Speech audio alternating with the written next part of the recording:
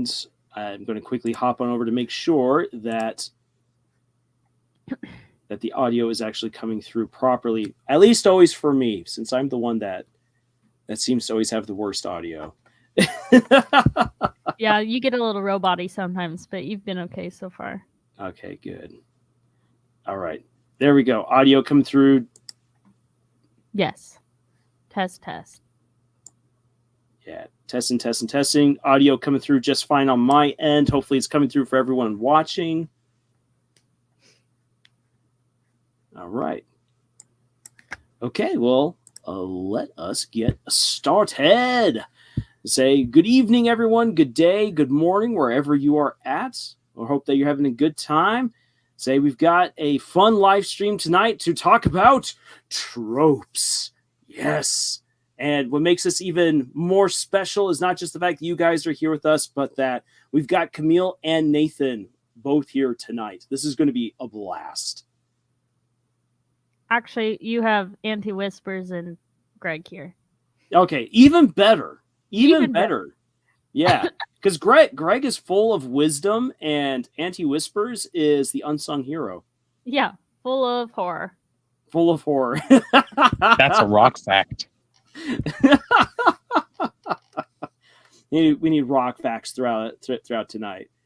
So let's see here. We've got jumping on into the chat. We have Roblox is down. We have TV account, and we have Anthony Dixon and Mimic all here. So great to see you guys. Yeehaw! Welcome. Yeehaw! And let's see here. Say, is there anything as far as like business goes that we want to already kind of get on out there at the beginning before we start talking tropes? I guess maybe talk about our next live stream that we want to do, since it'll be a little more special. Yes. Yeah, so I'll also have to do a reminder at the end. So next live stream will be with our good friend Zaza from the YouTube channel Zaza Inc. And they will be working together with us to create characters. This has been a request now. The last few live streams that we've done to do a live stream on how you create characters, and we don't just simply want to like sit there and talk and have your imagination conjure up stuff, which is great. But we also know that people do have questions about how you go about creating a character in drawings, especially because there's a lot of people on our Discord and who also come to comment on our videos who are looking into doing animation, doing their own comics. In one case, we've also got one great guy who's been working on his own manga series, which we've been seeing some great progress for.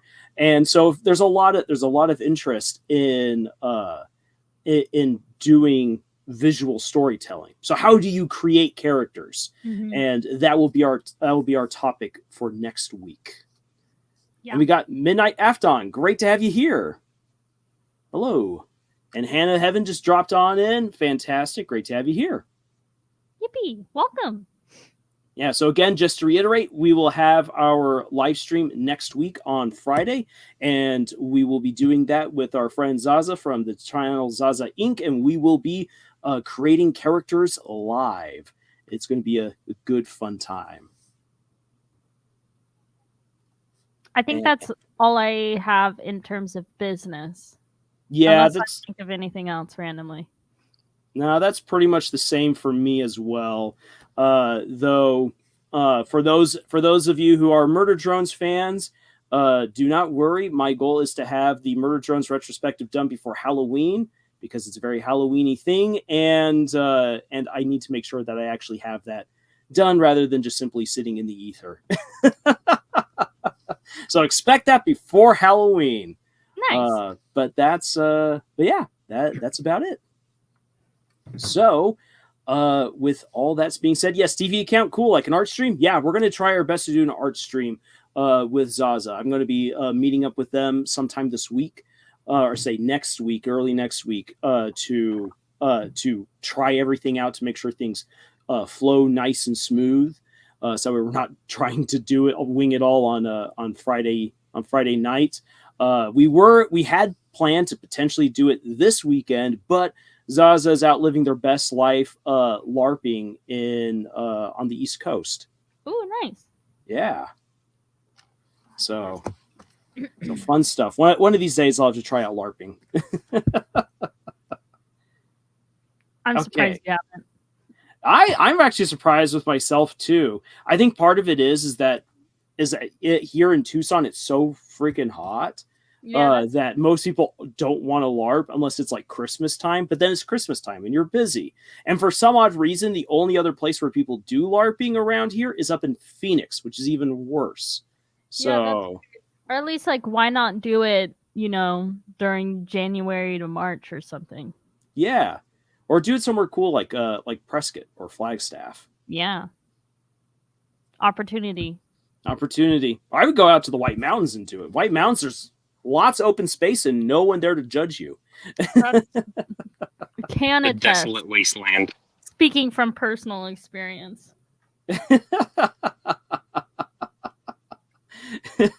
Hey, we got Arts here with us tonight. Fantastic. Great to see you here, Arts. All right, how's everyone doing? I'm doing great. I hope you're doing well.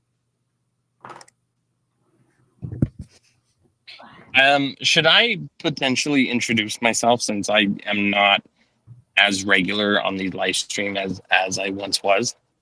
Sure thing. Go ahead and do that, Nate. Okay. Yeah. So I'm Nate. I'm one of the original members, the core four from Camille's Harem.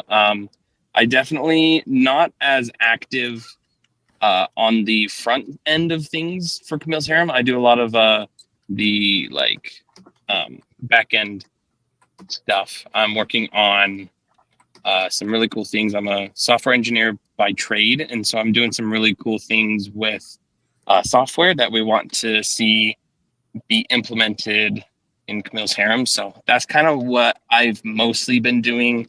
I used to also run the podcast back when we actually regularly had a podcast. And so, yeah, that's me. I am excited to be here because I miss doing these live streams. I haven't been in one for a while. It has been a hot minute. Yeah. And if my audio cuts in and out or sounds weird, it is because I'm currently driving up north to Salt Lake. And so I may hit some dead zones because there's a lot of mountains that might cut off my service. That's fair. I'm good to know. Say the good old Rocky Mountains. Not only did they stop travelers and trains from getting through, it blocks your Wi-Fi too. That's right. Okay. So Mimic says maybe they LARP on the mountains of Austria. I bet they do. You just want to make sure that you go to a mountain that isn't too steep. All right. So our topic for tonight, the topic is tropes. Tropes. And we're going to just start diving into that. Camille already did a fantastic video that was released earlier today. If you haven't checked it out, I highly recommend that you do, where you get Camille's little mini rant and breakdown, some self-reflection on the use of tropes, what they really are, and her own journey with KL. And I like that. I really like that introspective look that you gave us, Camille, in your video. Yes, it was very vulnerable. Really sounds like such a winny way to say it, but it kind of weirdly was. I'm like, man, I don't like talking about this, but it was a fun video. So it was good, and it's good to have that reflection. Totally. because that's the kind of stuff that actually helps us as authors improve. Yeah. And it's something that I've seen way too many other creators actively avoid. Self-awareness. Have the self-awareness. And not only to have the self-awareness, but be willing, it's good to challenge yourself, Arts. It's good to challenge yourself and be willing to change. Mm-hmm. Because I have come across other creators that are self-reflective, but are convinced they are in the right. Now then, I myself, I am bullheaded, and I'm like, no, I am right. But I have also learned that I will be proven wrong many times, and so I've learned to be willing to accept criticism and willing to try new things, and it helps. Yeah. So, for part of this live stream, especially with the slideshow, you're going to be getting then my personal take on tropes. But what's great is by having Nathan and Camille here is that then we can bounce off of each other, kind of like in real time, because we each have our own slightly different take when it comes to tropes and our own experiences with various tropes, which we will get into in the second half of this slideshow, where we start looking at some of the tropes that were recommended over on our Discord that we discuss.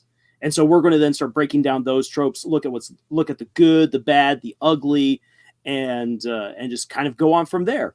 And if there are any tropes that you yourselves, as we're going through, it's like, you know what, I would like to know a little bit more about that, then please put it into the chat and we'll try to have a little conversation about some of the tropes that either really annoy you or that you really like or that you don't understand. Yeah. So that being said, here we go. So what are tropes? This would basically be my definition. Tropes are the mechanisms by which a story is told.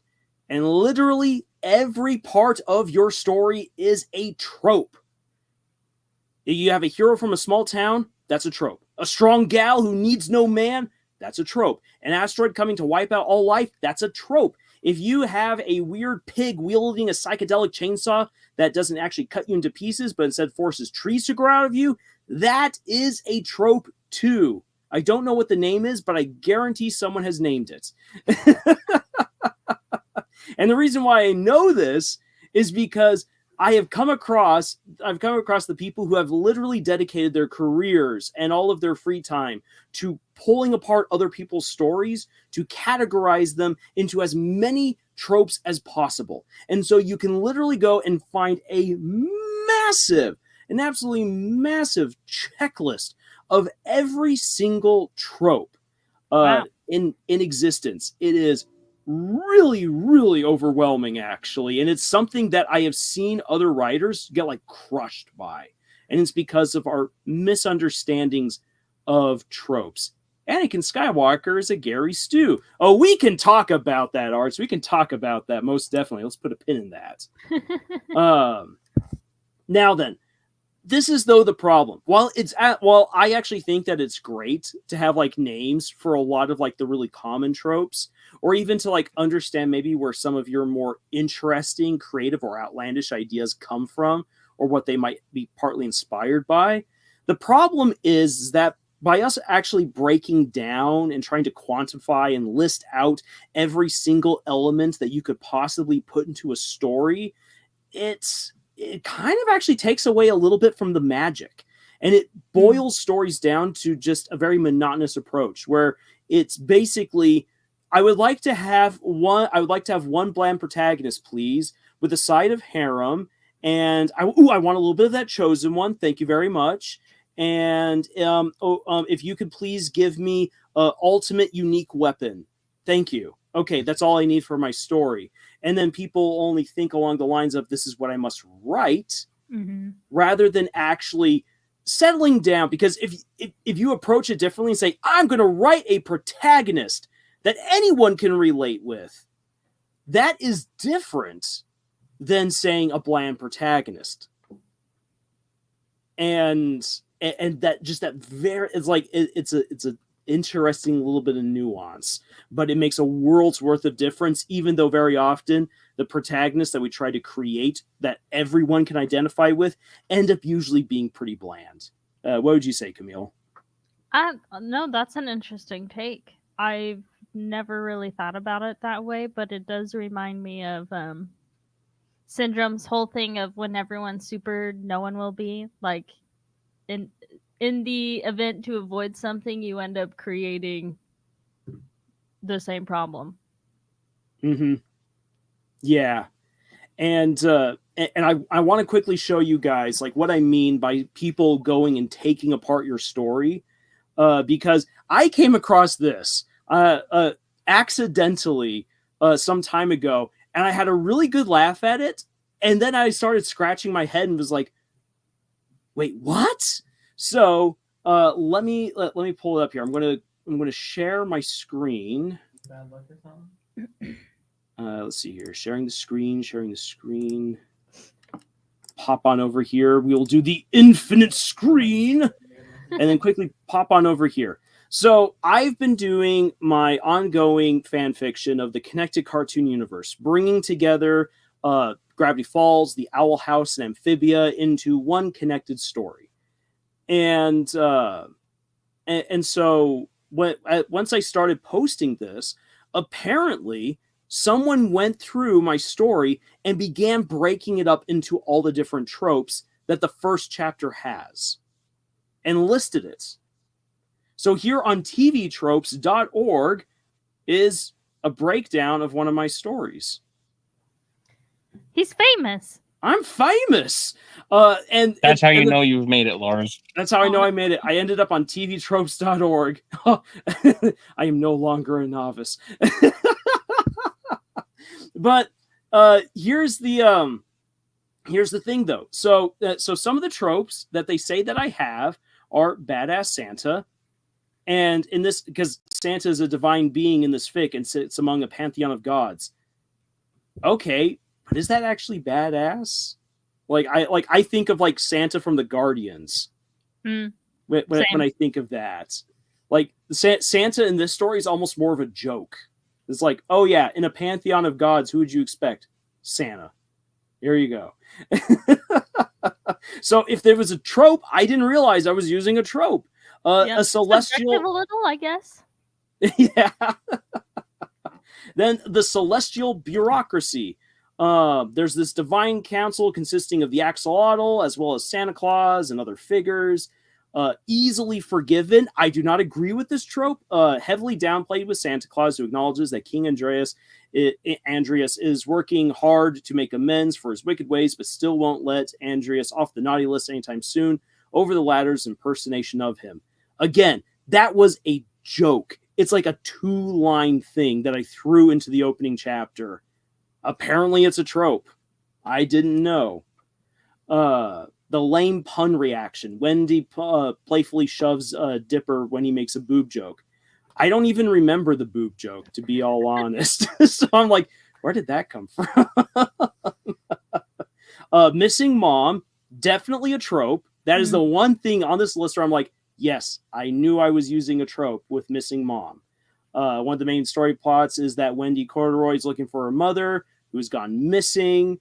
Relationship upgrade. I didn't know this was a trope, though they got this wrong. It says that Wendy and Dipper have tied the knot. No, they have not. And that is an important point in the fic, is that they're not married. Where everyone expects that they would be, they're not. Interesting. So whoever compiled this didn't read this thoroughly. Yeah. And I will say, to your credit about the missing mom thing, Gravity Falls in and of itself has a trope where you get the sense that Wendy's mom is dead, or she's not in the picture, so it's like, okay. Mm-hmm. Trope was already there. Yeah, the trope was already there to begin with. Though in the story, I make it a bigger point that they are trying to that they're trying to find Wendy's mom, because it's all part of helping to save the universe. Yes, you actually added more to that character and that storyline than the actual show ever did. There you go. Pat on the back. Yay, I'm giving myself a quick pat on the back right there. But yeah, the reason why I bring this up is just to illustrate that there's people who I actually like. Let me phrase this more properly. It's not a bad thing to see that someone has taken the time to go through my story and pull out these tropes, and these things are indeed tropes within a story. Because again, all of these are the mechanisms that help to push the narrative along. Mm-hmm. The problem is that it's very easy to get completely caught up in, oh my gosh, I used a badass Santa, but I didn't mean to. or Mhm. lame pun reaction. There are people who will see that and be like, no, it was meant to be funny. It was lame. Oh my gosh, I suck. Right. Can easily spiral. Moral of the story. Yeah, exactly. So, so just know this: everyone's got tropes in all of their stories, uh, and and without you realizing it, you're either using really awesome tropes or really lame tropes. And sometimes the really lame tropes that you're using are actually you're doing them pretty well, which is why I just say this: slow your roll. Yeah.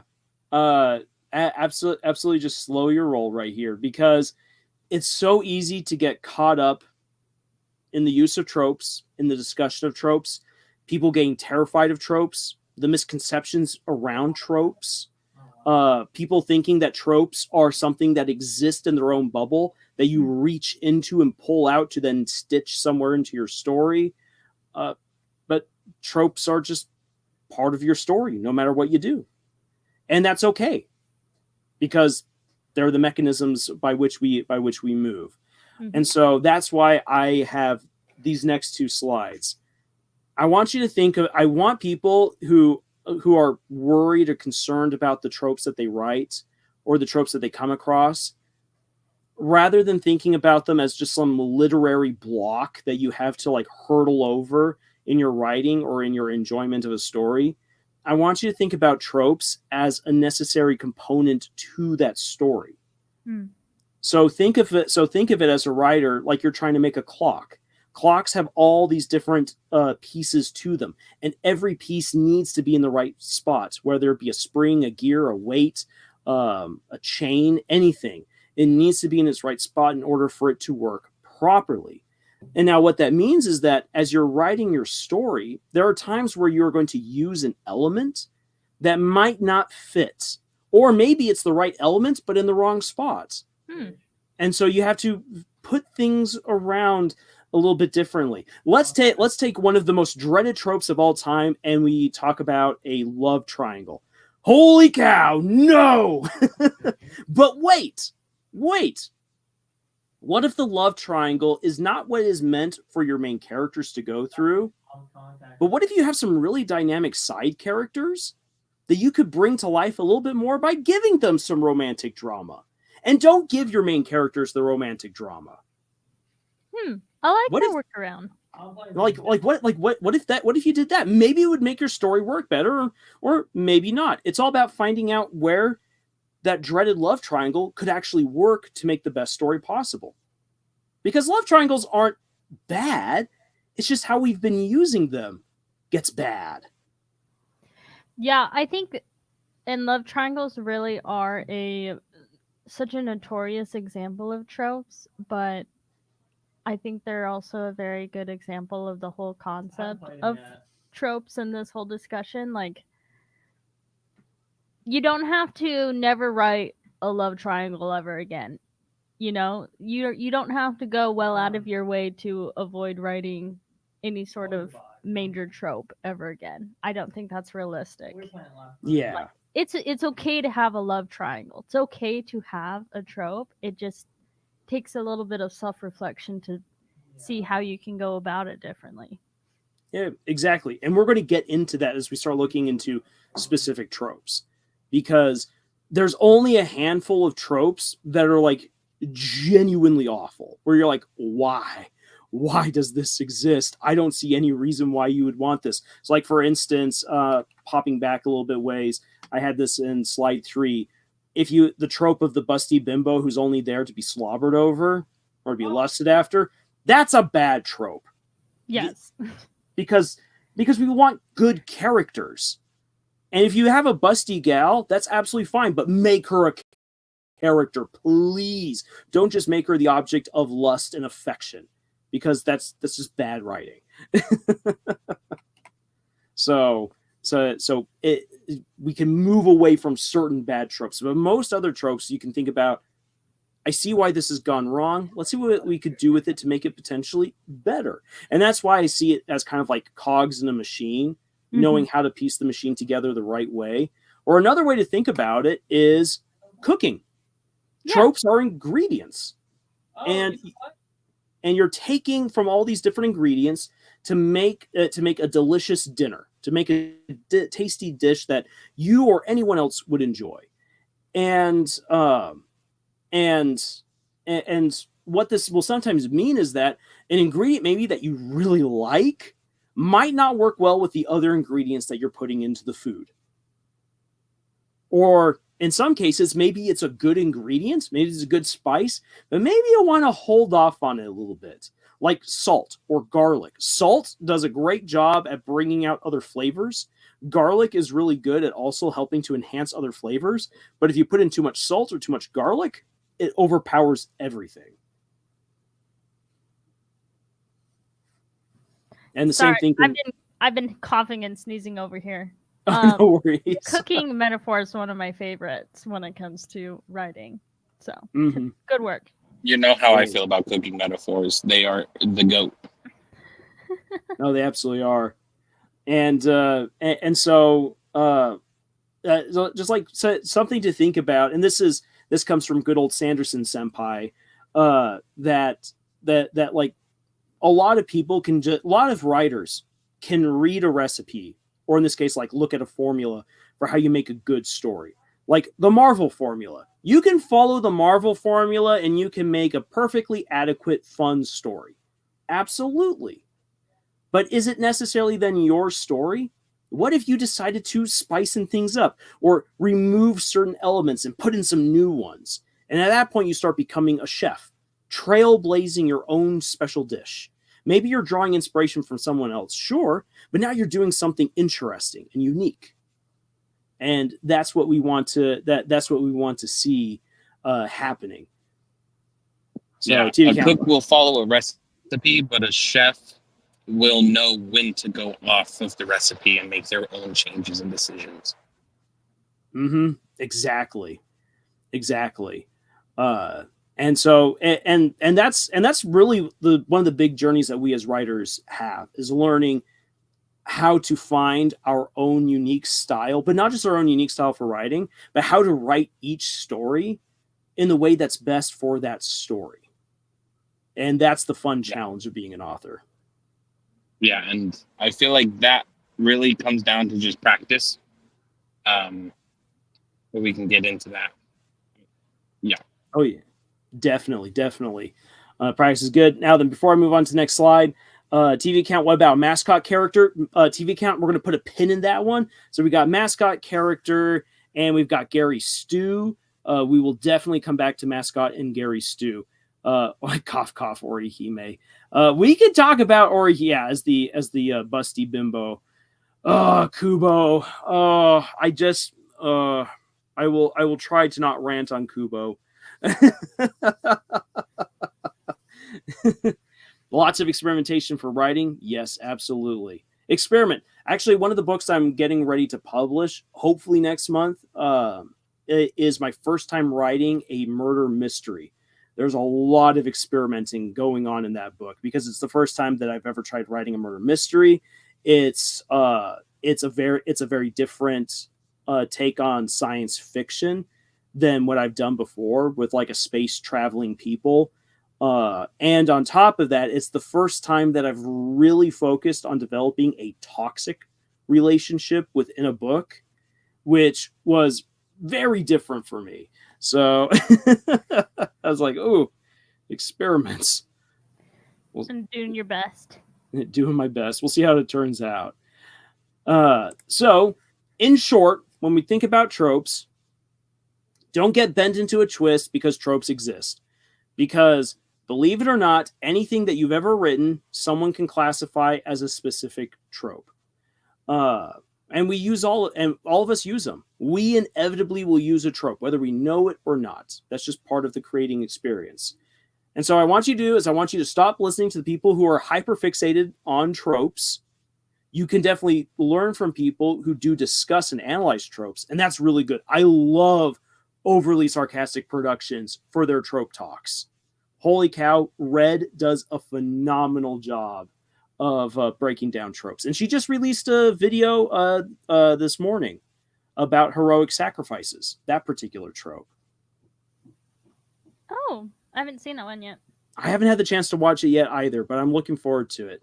So yeah, there are great channels, great authors that break down various tropes if you do want to have a look into that stuff. But don't go looking for people who are hyper fixated on tropes. This is a trope, that is a trope, and I hate these tropes and I love these tropes, because it's so easy to just get caught up in the whirlwind of tropes. There's good tropes, there's bad tropes. We learn from it. But instead the better thing to do is to focus on creating your own story. Focus first on that, and then you'll learn more about the tropes as you go along, as you edit, as you reflect, and so forth. And so I think if you do that, you'll end up doing far better than some other authors, because I have come across novice authors who get crippled over their fear of using a specific trope or their obsession with using a specific trope. And I'm like, Yeah. well, I think tropes are one of the biggest things that can stomp someone out when it comes to writing. Like, as a novice writer, I think it's one of those things that you can really get so fixated on that it can just hijack what you're trying to do. mm-hmm. Yep. Yeah, I feel like it's a great tool that can quickly become a crutch Yeah. Yes. when not Yes, properly absolutely. used, at least. Oh, dude, I'm so going out. Yeah, a crutch or a ball and chain. Let's see here. Arts, I'm guessing, is asking in reference to the upcoming book, any key influences for this one, Lars? Let's see here. Any specific influences? I really wanted to write a murder mystery after listening with Nate to the 7.5 Deaths of Evelyn Hardcastle, which is an amazing book. This is nowhere near that level. Yeah, it's incredible. My book is nowhere near that level of intense. But I definitely wanted to write a murder mystery after listening to that book, because it was just amazing.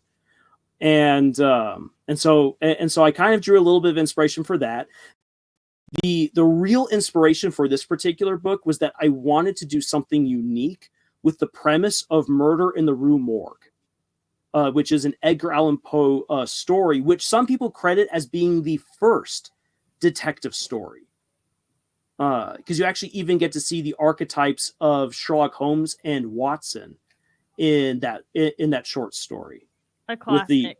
With the two gentlemen who go to solve the mystery, and how they do, and how one does it with observation and by gaining information. And so I took the premise of Murder in the Rue Morgue, and I then imposed it onto a sci-fi military base. So a general and his son are found brutally murdered in their apartment on this flying base. And there's no entrance other than through the front door, and there's a contingent of guards who are there all night long, and they heard nothing. So how did these two people get brutally murdered when there's all these guards up front, and the guards didn't hear anything until they then go and look in on the guy because it's time for him to come out for breakfast, and he's dead. He and his son are just brutally murdered. And so I was just like, oh, I got to do Murder in the Rue Morgue, but not quite, because Murder in the Rue Morgue is just already perfect on its own. Yeah. This was Lars being a chef. Yes. I was having real fun with it. And also, when I started writing it, was around the time that I was looking into some research about race relations. And so I actually do have, as well, for one of the main characters, he is discriminated against in this particular story because he is a mage, and within this world, mages are feared. They're useful, but no one likes them for various reasons. And so he's one of the people who's trying to help solve this case, in part because he's hoping beyond hope that this might actually be a good step forward in effectively race relations between normal people and magic users. And so you get part of that story playing out, like what does prejudice in this world look like?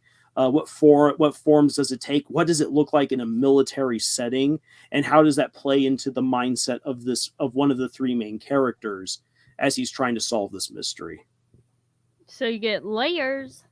Yeah, I really did enjoy writing this one. It stretched me. This was a book that really stretched me, and I'm looking forward to how people respond to it, and give me their feedback. Yeah. So Roblox says there's good tropes, there's bad tropes, and then there's anime tropes. Amen. Amen. We can Amen talk to about that. some anime tropes. Yes, we can talk about some anime tropes later on down the road. Mimic says being incredibly obsessive and addicted to tropes is a trope. Yes, it is. Like too much a good thing or a bad thing? Yep, that it is. Arts, would you prefer layers like an onion or layers like in a cake? When it comes to ogres, I'd like it to be like an onion. But normally, I prefer cake layers. Yes. So tasty. Okay, so let's shift gears away from Lars's rant and let's start having a look at some specific tropes. And as we go into this, I want you to take the opportunity again to think about tropes in terms of gears or ingredients for how you want to use them within your story. And we'll try to use that as a frame for looking at some of these tropes that were recommended to us, again, from our Discord server, which, if any of you wish to join, then please reach out to us in the comments, and we will do an interview process and see how we can best help you and move on from there, and hopefully give you an invite onto our server. So we'll be looking at origins, purposes for these tropes, what makes them good, what makes them bad, and how you can possibly use them within your own story. Layers like a Tessa James Elliott. Oh, Roblox, why? Okay. Little aside before I jump over to the next slide. I found one of the dubs for the last episode of Murder Drones in German. Sin is horrifying in German. It is nuts. Oh, that gave me shivers. All right. Last comment is me because I have no idea what you're talking about. Yeah. Should I be happy that I don't get it? Yeah. Until you go and you watch Murder Drones. Then when you've watched Murder Drones, you'll get the reference to layers of Tessa James Elliott. Ugh. All right. So moving on from that, Roblox, you are so innocent. Yes. So our first dreaded trope that I think every single person who asked for us to look at a trope asked us to look at enemies to lovers within their list of tropes. It's a big one. Yeah, it's a big one. So enemies to lovers, I think we're going to have a lot to say about this. In short, the best way to understand this trope is that it's born out of a question that quite a few authors have had. One might say that maybe it originated with fan fiction, but actually this does go back pretty far, which is, what if the hero and the villain ended up having to work together or reconciling and then ended up realizing that they actually could have a relationship, that there's feelings there? And that then, what would that adventure look like? Because enemies obviously hate each other for some reason. Now, if you reconcile, that's already a massive step. But then falling in love, what would that adventure look like? It's a really cool what-if question. However, as Camille's pointed out, and I quoted Camille right here for this, that often this trope is misused or abused, misunderstood, because you either get person A hates person B, but it's not necessarily a mutual hate. We're actually just really horny for each other, and the plot demands that it happens. Don't worry about it. We'll have a nice steamy scene in 50% of the way through the book. And that's not exactly enemies to lovers. What Hannah put right there in the chat right now, I prefer rivals to lovers. That would actually work. Rivals to lovers is where I think the enemies to lover trope has kind of evolved to in many cases. Yeah, honestly, I think there is a difference between enemies to lovers and rivals to lovers, and I think rivals to lovers is probably easier to write. Because the other, when I said like person A hates person B, but it's not a mutual hate, I think that can sum up a few different misconceptions about this trope. Is one, they are so horny and lusty for each other, so it's like, but because of plot, you have to hate each other. Or it's person A has some notion in their mind that person B hates them, and it's like, no, you're just dumb and you don't realize that this person actually doesn't hate you. Now it just feels like we're doing this because plot. And I hate that version of this trope so much. Yeah. Well, and I feel like what really makes this trope into a cliche is just that it's like a lot of the time authors, especially in the romance section, but any authors that really use this trope and don't give it its proper time for setup, what they're really doing is just like, sorry, I kind of lost my train of thought a little bit. But like they're not yeah. I'll come back to me on that part. Yeah. Sorry, it is so insanely windy on the freeway that it's like basically trying to fight with nature right now. Oof. Oh boy, drive safely. Yeah, my wife is driving right now, so we're giving her good vibes. Good vibes, saying good vibes your way. I like what Anthony put here about rivals to friends also works. Like it absolutely does. And I think that's one that is very gratifying. Like I think of that superhero high school movie, which I know sounds like so many of them. Crud, it's something high. Sky High? Sky High. Sky High, I do really enjoy the use of that trope. Is it well executed? I would argue no. But I do like the idea of rivals to friends in that movie. Like I found it very enjoyable. And it set up a great joke at the end of the movie. With War and Peace and the main character that no one likes as much as any other character. Yeah. Yeah. I think that's a decent one. But the sad thing is War and Peace is a much better character than whoever the main character is. He should have been the main character. Yeah, no, I would love to have gotten a story about War and Peace. Yeah. That would have been great. Rant for another day. Yeah.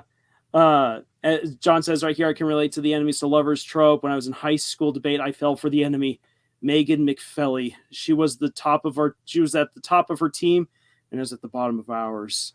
Oh boy. So man, I can relate to that as well in some cases, where it's like the person that in high school that you really dislike, you're suddenly like, oh my gosh, the person's kind of hot, or actually like they're kind of cool. Ah, dang it. And I think that's one of the reasons why YA fiction likes using a variety of these tropes or variation on enemies to lovers, is because it feels like a very teenage thing to have happen. If you spend so much time obsessing with someone, you're going to end up seeing even their good qualities too. That's very wise. And maybe that's what they're hoping would be the romantic aspect of it. Yeah, but it does still kind of teeter on toxic though. I think that's like the bottom of your thing says it needs to be believable to avoid being toxic. I think that is what makes this a tough trope to pull off and a frustrating trope to read oftentimes. Yeah. Well, and I feel like I'm just thinking about like my own stories. I actually have within my two main series that I'm working on, both have an enemies to lover relationship in some form or fashion. But in both situations, it's not that both of these characters were inherently enemies. Like there was definitely some like in the case of Black Wings, there was some spite that one character felt towards the other, and then once that spite was resolved and was found to be like misguided, Mm-hmm. is then when their relationship could move past that spite and then flourish. Like if you have a relationship that is just, I am your enemy, you're mine. Oh, I guess we're just gonna bang now because we hate each other so much. That's not really good writing. That is just toxicity, like you said. But it's like having that moment of like, oh, I was wrong.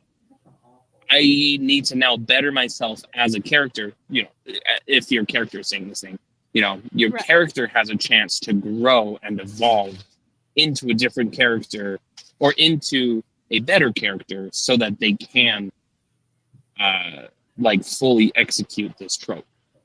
I think you just hit the nail on the head though, Nate.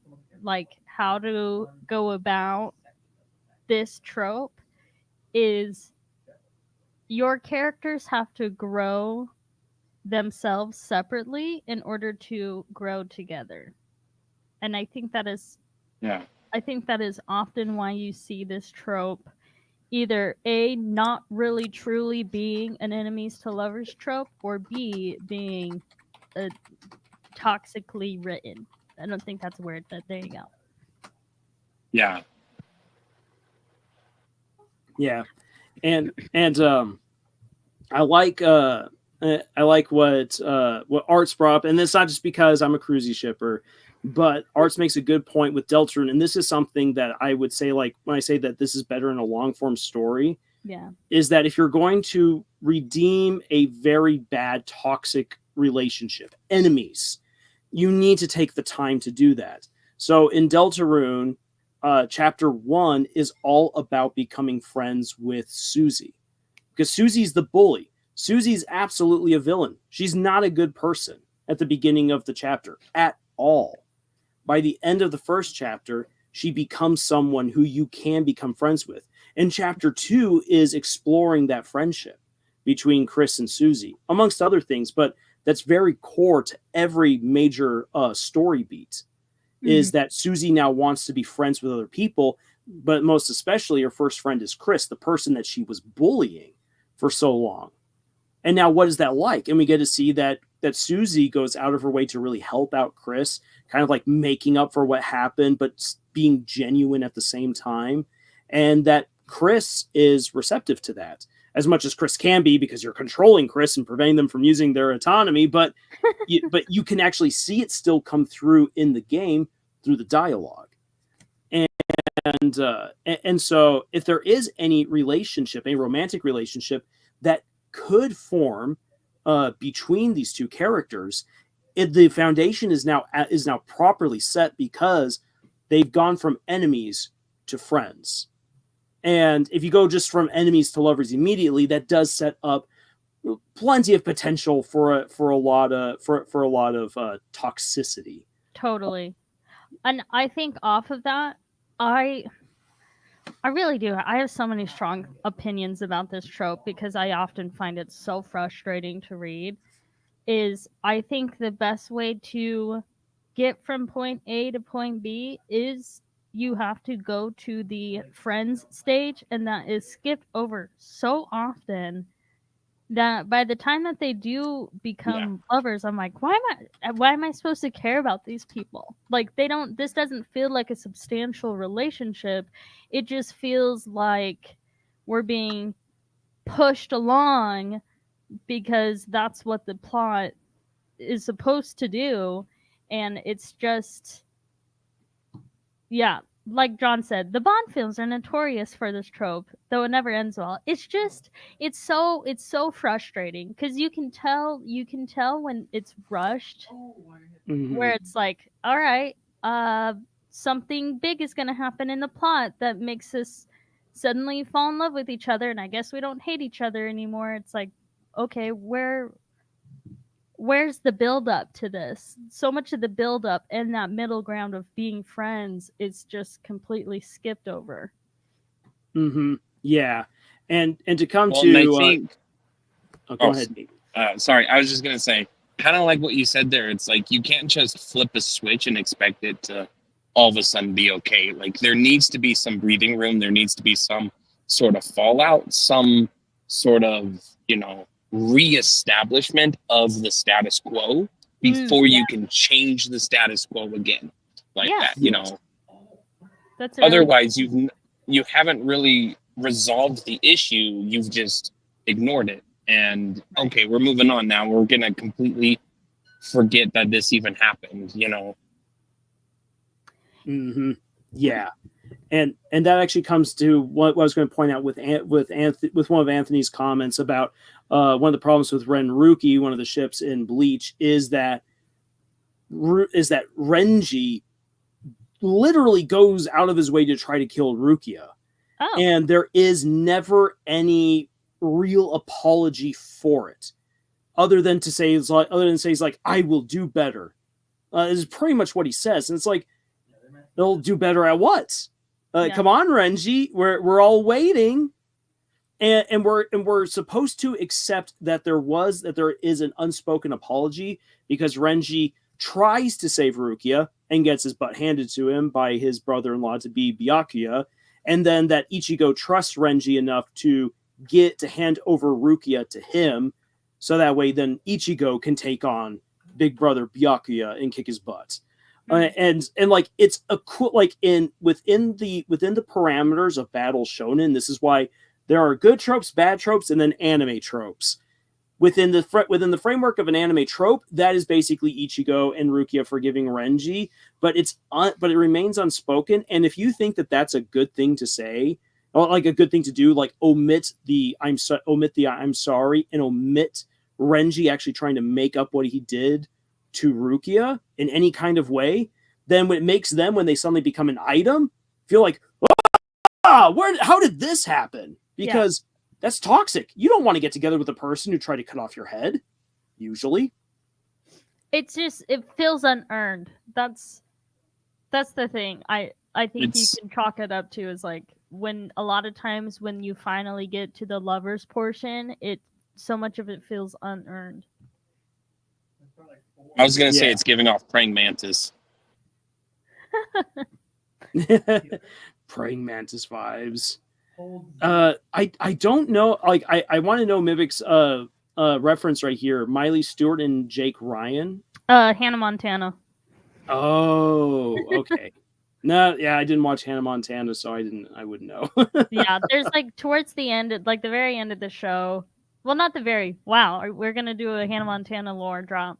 So towards the end of the show, there was like a whole big special where the whole like I don't remember if it was like a mini movie or just like longer episodes, but the whole thing was a love triangle and between Jake and Jesse, and previously in the show, Jake and Miley had started off as enemies and then they dated at some point and he ends up cheating on her.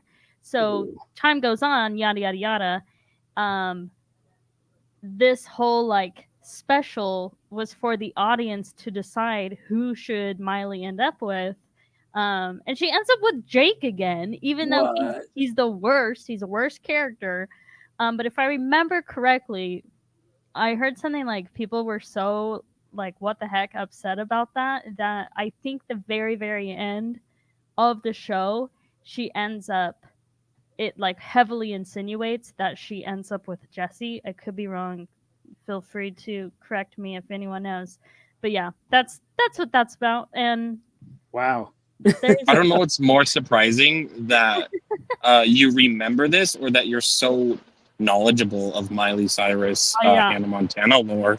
You know what? I really liked that show when it came out, and I recently watched a TikTok about this whole debacle, so it's fresh on my It's noggin. fresh. Fair enough. Wow, I feel like I need to go on this journey as well. Like I went on the journey through Bridgerton, like a brief journey through Bridgerton for enemies to lovers, and I was like, I disagree with one of the ships actually became a canon relationship. I was like, I disagree that this is enemies to lovers. Wait, which one? Which one? Let's see here. Lord Bridgerton. It's just two Lord Bridgertons. Crud, what's his name? Anthony? Anthony and Kate? Yeah, Anthony and Kate. Hmm. Yeah, I was like, I don't know if I really agree with this being enemies to lovers based on what I'd seen. Like, I have to actually watch the whole show, I think, to get the full context of their relationship, but it didn't feel like enemies to lovers for me. So I was like, I can't use this as an example. I just asked Jazz, and she said that she would classify that as an enemy to lover. I would agree as someone who's seen the entire show. I knew Jazz would back me up. Okay. I think it does a pretty good job at being enemies to lovers because their initial meeting and setup is that they get off on the wrong foot. But Kate needs Anthony for a big plot reason, and Anthony thinks that Kate is super bossy and pushy, and Kate thinks Anthony is a jerk. And so the whole season is them like they are attracted to each other, but they do also dislike each other. But obviously they end up together. So I would say yes, it actually does a pretty good job at the trope. Okay. Well, that's good. So, again, because I didn't know the full thing. I'm like, I have to watch this to get all the context because the way it was presented in this rather long video, I'm like, I don't think they hate each other. It's just like they don't. It's like there's a difference between dislike and hate. See, yeah, but I think with that it could. I don't know. I think with that though, you get into the subjective territory of like, okay, well, what does enemies mean? Because depending on the story, enemies can vary on what it's supposed to be interpreted as. Okay, that is absolutely a fair point, right there. Real quick, Art saying, I recall watching Bleach up to the story arc where they go find the afterlife. Yes, Arts, if you had continued watching beyond that 30 to 40 episodes, you would have gotten to all of the crazy reveals about Renji, Rukia, their background, Ichigo going up against her brother, and all of that. You were close to the best arc of the story. And yeah, hope Ichika never finds out about what really went down with her parents. All right. Anything else that we wish to say about enemies to lovers? I do have one point that I could bring up, but it might be better left for another trope or for another live stream altogether. Because I was just, as we were talking, I was thinking about my other story that I've been working on, in which two of my characters end up actually, like, they fall in love and then later find out that one of the characters was unknowingly involved in the murder of the other character's wife. And so once the main character finds out about that, they then go from lovers to enemies and then slowly back to friends and potentially lovers again in the future. So I now remember this. I'm like, oh yeah, yep. That was a gut punch. Yeah. I And mean, so if you want to share more about it, go on ahead because that's a great twist on the trope. Yeah, and so basically, kind of the backstory. I don't want to go into too many details because this moment is kind of a big moment in this story. But yeah, like I said, one of the female leads in the story accidentally is involved with the murder of and it was, you know, an accident, but it was, you know, the main character's wife was killed, and down the road, several years down the road, the main character connects. They kind of start to form a relationship, and then as time goes on, they kind of discover the secret that this had happened. The main character puts two and two together, realizes that this person, although it was an accident, was involved in this death. And it really shakes him because he's like finally to the point where it's like, I feel like I can love again. I can have a relationship again. I can, you know, like I can move forwards, you know, I can finally, like, although my wife will always be a part of me, I can finally start to, you know, move on and become me again for the first time. And then he finds us out and it just drags him back down, and, you know, and he eventually realizes, you know, it was a mistake. It doesn't change. And she wasn't even aware that she did this either. And so it's like, it becomes this thing of like, okay, can I, you know, forgive her for this? She didn't know that she did this. It wasn't on an intention, you know, so on and so forth. And so it's like, it becomes not like a, you know, oh, I hate this person so much because they were this person and the other person hates them for whatever reason. It's more of like I have always hated the killer of my wife, and now I just found out that this love interest is the person who killed my wife. And so I think that is a good, or at least I would like to think that that is a good example, in my own humble opinion, of how you can take a trope like this and flip it on its head, because it's really, you know, you're using the trope not to use a trope. You're using the trope in a way that betters the characters, makes a more interesting story, creates more drama, and more, to use your cooking analogy, it brings more flavor and a unique way to prepare these ingredients, because the trope is being integrated into a story that has so many more motions and movements going around it that create so much more identity and texture. Yeah. No, it's I like what you've done with that particular story, because it goes to show that you can take a trope that people feel like it's tried, true, tested, it's old, like, and when I say old, like it's old and stale, but then you can still take this trope that people have an expectation for, and you can take those expectations and flip them on their head, and not just simply do it for the shock factor of like, oh, I twisted the trope, but that it actually serves a purpose in helping the characters move forward through the story. And that's what a good trope should do. Yeah, the twisting of the trope is never the shock and awe moment. It should be what the twisting of the trope means to your characters. That is what is the shocking part of the story.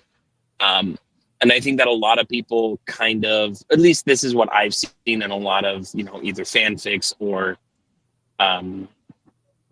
like less, or even in written works, right, is that the authors kind of like just flip the trope around, you know, instead of enemies to lovers, it's suddenly lovers to enemies. But just simply doing lovers to enemies doesn't make the trope interesting all of a sudden. And so it's like flipping it on its head isn't enough to make the trope interesting. It can be a good starting point to build upon, but you need to build, and you need to do the legwork, and you need to create that kind of identity within your story, that this trope is actually going to help your characters in the story. And I will say it 100 times, or I have said it 100 times, I'll say it 1,000 more times, that at the end of the day, it is your characters that need to be interesting. It's your characters that are driving the story along, not the plot, not the tropes, not anything of that. Your characters are the most important part of your story. And your plot should serve your characters, not your characters serve your plot.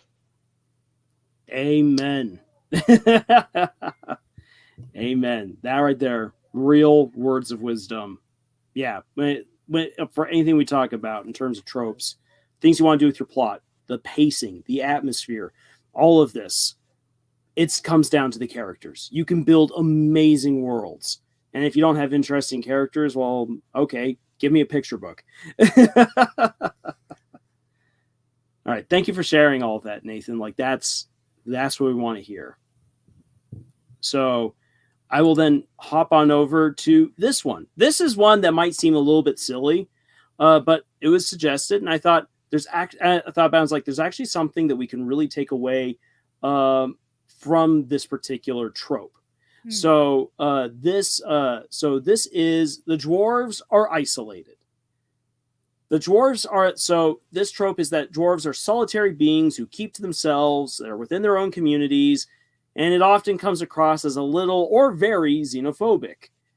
This particular trope actually has two major origins. The first is a misreading of Tolkien's depiction of dwarves, because his dwarves are very gruff. Many times they come across as very self-centered, especially when you read The Hobbit.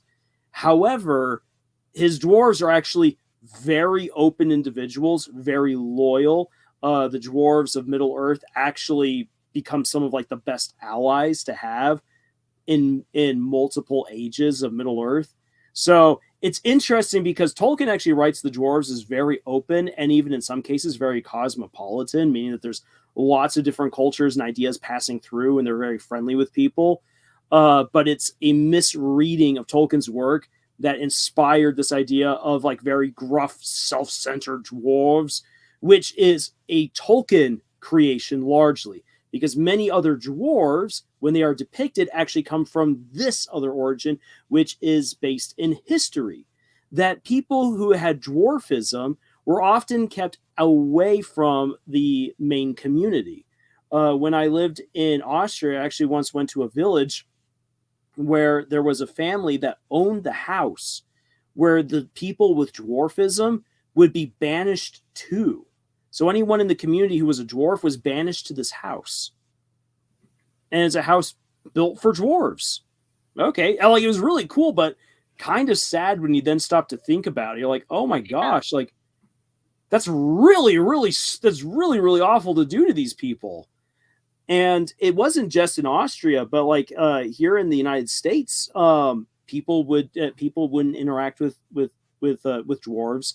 People with dwarfism were considered freaks, which then led to a lot of them ending up in circuses and weird freak shows, or in Hollywood, where Hollywood would have them segregated. They would live in a little village somewhere else, not amongst the regular actors and crew. And so it's unfortunately a very real aspect of our history where people with dwarfism have been isolated. And so this trope comes from two different places. And as such, I would argue that if you want to have some real fun with this particular trope in terms of either shattering it or inverting it or whatever it is you want to do, take your time to actually like look, for instance, into the real history of people with dwarfism. And I think you could actually come up with some really, really neat bits of character development if you draw on the sources from where this trope comes from, rather than using the trope to be like, oh yes, the dwarves, short, gruff, isolated, maybe a little bit racist, but then they become really good friends once you get to know them. What if you decided to approach this where it's like the dwarves really, really want to be friends with other people. They don't like being isolated. Oh my gosh, if someone's friendly to me, that sounds amazing. Which is one of the reasons why Snow White and the Seven Dwarfs is considered such a good person if you want to take it from a historical perspective, because Snow White isn't judging the dwarves for being outcasts, because they can't control that. And as an outcast herself, she can sympathized with them. So a little neat bit. That's Right there. really fascinating. Because if you think about like the origins of Snow White, and like the brothers grand aunt sort of thing, like that fits in your narrative of what you were saying with like in Austria, seeing that like you can see the historical aspects of that in Mhm. a fairy tale, which is like fairy tales are often used to give social commentary or teach lessons or fables, basically. Like that's so fascinating because I didn't know I'm not really familiar with this trope, or I didn't think too much of it, so I didn't know like the historical aspects behind it. Yeah, Yeah. that is fascinating. It's cool to have the context behind that. Yeah. And like I don't know. I think Lars, you basically said what needs to be said with this trope, but I think in general, this is a really good example of how sometimes tropes become a thing through our very like real world history and experiences. And so if you're Yeah. trying to go about something and wanting to use that trope and make it your own and make it more unique, like it's worth looking into where does this trope come from. Mhm. Yeah, and I think what Lars has just proved is how important doing your research really is. Because just thinking about it, like this I've never really thought about this trope or even recognized that it was a trope. Nor have I necessarily in my writing ever came across this trope or accidentally written this trope either. But like just thinking about it, there's some really cool stories you could tell surrounded around this trope, And so even though it's a trope, that doesn't mean that it's bad, doesn't mean that you should avoid it. It just means that you should give it its proper due. Because imagine, like a story kind of like the memoirs of a geisha, but told from the perspective of somebody who was outcast from their family and forced into one of these homes that you were talking about that you saw in Austria. Like that would be such a fascinating story, to follow Mhm. this character's life as he has or she has been isolated away from their family, and as they are trying to find themselves and find meaning, and so you can really do something fascinating with this trope. Or even in fantasy, you know, it really just comes down to asking yourself why. Why for these characters am I going to use this trope? Or is using this trope good for my characters, and then coming into the why, and at the end of the day, you just have to ask yourself the question, why am I using this? Or why do I want to use this? Is it going to help my characters? Is it going to progress the story? And come up with an answer. Yeah. And a couple of things I want to bring up from what's been put here into the chat. So Art's bringing up Gimli was such a fun character. The movies did a great job of helping to elevate Gimli's character. And I really enjoyed seeing that because Gimli in the books is a little bit more standoffish. He is a very honorable person. There are some moments of levity from Gimli, but John Rhys Davies did a fantastic job of bringing more character and more life to Gimli than what you might immediately read on the page. John says, reminds me of the ugly law. If a rich family had a child with CP or some physical thing, they would have to be locked away and shielded from the public. Yeah, very real. Freaking Queen Victoria, shutting away. Actually, was it her son or was it her grandson I feel like that was shut away? it was her grandson. It was her grandson. Like, it was messed up. And it's like, please give this boy some love. Like, yes, he's got some mental disabilities, but it was that was a heartbreaking story to learn about. Janice, I'm making an arg in my notebook. But as John says, tropes are there for a reason. As a good writer, you can take tropes and turn them into something new, or flipped onto its head. Amen. And as I move on over to our next trope, I really did enjoy doing the video a little while back on how Susie is the girl next door in Deltarune, how that trope gets used. And it was neat doing the history of that trope because that trope of the girl next door is born out of a combination of Hollywood making it popular through war propaganda to try to inspire young men to go to war because it will make them look really good for the girl next door, for the girls at home. And it was also a trope that was born out of these small towns fearing that their young men would go to the big cities and fall for those horrible women who show their ankles. And so the girl next door is a homegrown storytelling trope. Fascinating. To try to keep young men away from those dangerous women, which then actually made the femme fatale, which was a trope that was kind of going out of style, suddenly become very popular again because subversive storytellers in Hollywood and in the publishing world really liked the idea of a dangerous shadowy woman or a dangerous shadowy man who would lure the poor innocents away. And so it became the counter to the girl next door. Everything just is cyclical, isn't it? Yep. So let's dive into this trope, damsel in distress. I'm going to say this outright, and this might get raise some eyebrows, and I'm totally okay with this. This is actually one of my favorite tropes. But and here's the here's the but. You have to get creative with it. And so we'll go into this and then explain why I actually do enjoy this trope. So you got to save the prospective love interest from the villain.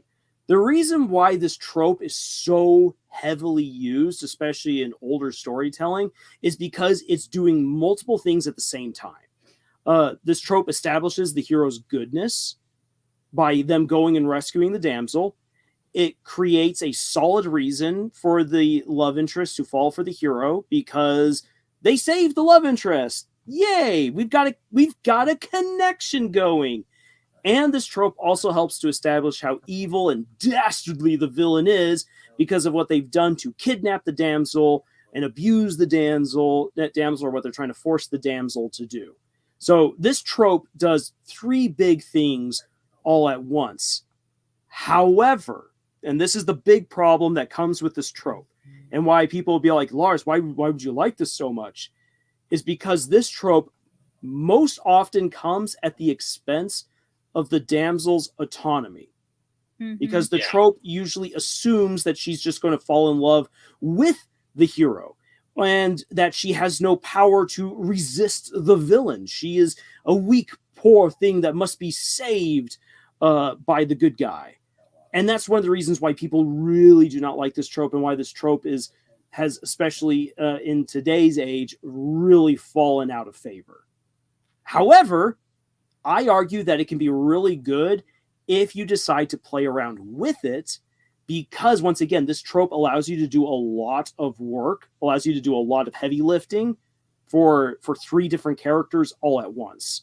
So if you can get creative with it, you can have all of the benefits and almost none of the negative side effects. Yeah, what immediately comes to mind with this trope is actually Ocarina of Time.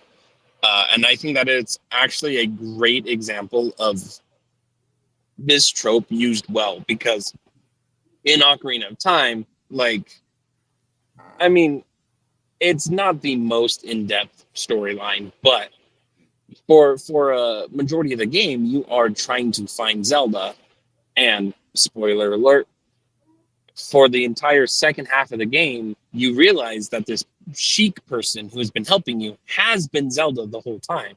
And so it's just until the very end when Zelda is actually captured, do you then rescue the damsel. So it's like Zelda has been helping Link along his journey the entire time, and it's only until the very end that Link steps up, defeats Ganondorf, and rescues Zelda. Well, and actually Zelda and Link work together to defeat Ganondorf. And so it's a great example of both the damsel and the hero working together to vanquish the villain. And so that right there gives the damsel so much more character in and of itself. And Ocarina of Time, very simple story. There's not a lot of moving parts, but it just shows, that even with something super simple like that, you can make this trope pretty interesting. Mm-hmm. Yeah. It's not my favorite trope by any means, because I think, Lars, what you said, like, it comes at the expense of the damsel's autonomy, but it also quite often takes away any sort of character depth that she has, to where so many times with this trope, it's like, if you can replace her with some inanimate object and the plot doesn't change, you don't need a damsel in distress. And if you look at your story, it's just bad writing at that point. Yeah, it's like, if that is the case, then you're doing it wrong. And I think this probably an easy way to go about improving on this trope, if you want to write it, is, I think it's one that works well if you have multiple POVs, so we can actually see who this damsel character is and what type of person they are, what kind of character depth do they have. Yes. Yeah. Exactly. Or it's something that you need to set up ahead of time, the relationship between the two before they become a damsel. My main story is actually, not only have I flipped this trope where it is, instead of a damsel in distress, it is the male love interest who is in distress. The mansel. The mansel, yeah. So it's not only a mansel in distress, but the mansel is the distress in this instance. Causing the distress. Yeah. So he is in distress and he is causing the distress. And so to put some context behind this, the premise of this story is that the main character who works at the castle is very close friends with the king, and one day the king suddenly turns into this rampaging dragon, and it's very clear he has no control over himself in this dragon form, and so he is trapped in the body of a rampaging dragon, and he cannot get out. And so the main character then goes on this adventure to figure out how to get him out. And throughout the story, you learn more about the connection between these two characters, how they came to know each other, and why the main character is so motivated to figure this out. And so that is a good example of doing not just one trope flip, but a double trope flip. Yeah. And I've got two examples I also want to share about how this trope I would argue has been used well. One of which is going to be Megara from Hercules, and dive into how exactly that works out really well. Actually, I've got three examples. First one they're going to throw out is Shrek. Nice. I was going to say Shrek too. Because there's so many levels to the damsel in distress, especially when you bring in Shrek 2, because Lord Farquaad wants to become king there, so he's got to marry a princess, and he chooses Princess Fiona. Shrek goes to save her because the ogre can deal with the dragon, and there's no way the princess is going to fall for the ogre. Oh wait, but the princess is an ogre, and that gets discovered later on. But not only that, like when he saves her and she's like, I don't want to fall in love with an ogre because I want to fall in love with Prince Charming to become fully human through true love's first kiss, which that gets reinforced in the second one with how Shrek finds out that it was a setup This was never a part of the plan at all. He screwed it up, and so he thinks he screwed up his wife's life. And that's why he wants to become human, because he feels like that will make her happiest. And so when he then has to go and save her from Prince Charming and from the fairy godmother, which is another damsel in distress moment, you have so many great things happening where her father betrays fairy godmother and doesn't give Fiona the potion, and that Fiona takes out Prince Charming on her own, so she's not completely helpless. And also that Fiona's like, look, I want to be happy with the ogre I married, which is a completion of her character arc in the first movie. Mm-hmm. So there's so many great things happening with the two Shrek movies, and how they take the damsel in distress and just twist it into knots, because they use the setup, and there's a lot of stuff happening. There's a lot of great things happening with it, but they do it completely differently. If you say that Fiona has no agency, you didn't watch the movie. And Shrek and Shrek 2 are just perfect. That's perfect cinema. Oh, Peak absolutely of human creation. Yeah, we've never surpassed that. No, and oh my gosh, this is a rumor that the Shrek movies are coming back, that they're going to do more, and I really hope that they do it justice. Yeah, big same. Another. So before I get to Megara, because I do have a clip for Megara that I want to break down just for the fun of it. How about Shrek 3 and Shrek 4? I like Shrek 4. I know a lot of people don't. I had a really hard time with Shrek 3. Shrek 3 was trying too hard, in my opinion. I can't remember which one is which. Shrek 3 was with King Arthur. Shrek 4 is with Rumpelstiltskin. Oh, okay, yes. Then I would agree with that. I like Shrek 4 more than Shrek 3. I agree. Shrek 4 was much better than Shrek 3, but not as good as Shrek 1 and 2. Yeah, definitely. And when they tried, especially in Shrek 4, to like reuse some of the stuff that they did in Shrek 1 and Shrek 2, it didn't work out quite as well because it didn't have the same setup and build up, in my opinion. Yeah. But the next example that we'll use is one from my own writing, so I'll throw that on out there, with the Legend of the Ten Lords. And this comes actually around a little bit to what Nathan was saying, that like if you set up a relationship ahead of time, then it works out maybe a little bit better, because Ben and Jessica do know each other. They're friends. I mean, Ben's got a crush on her and she's interested in another guy. So complications right there. But when she gets kidnapped and basically her mind sealed away on Halley Cruise in the realms of imagination, and he's got to go on an adventure to save her, you have the gallant knight going on his epic quest to get her back, learning all these special powers and everything. Meanwhile, she's going through hell because she's trying to get out. And the second book really focuses on that. That's her main POV.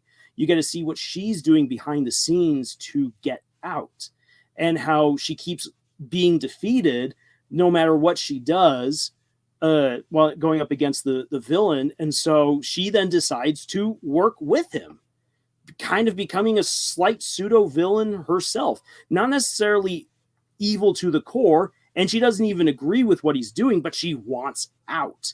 And as far as she knows, there's no one coming to save her until later on, after she's accepted the Dark Lord's deal to work with him. That's when she suddenly finds out, oh my gosh, Ben is here and he's coming to save me. And she's like, I don't know what to do with this. And so she becomes one of the antagonists that he has to go up against. So in a way, he has to, like, it's not just simply saving her physically, but it's trying to save her as a person. And for that adventure, there's even more that comes after that. Because sure, you can save someone from the evil lord's castle, but what about actually saving the person from what they went through? Is that even possible?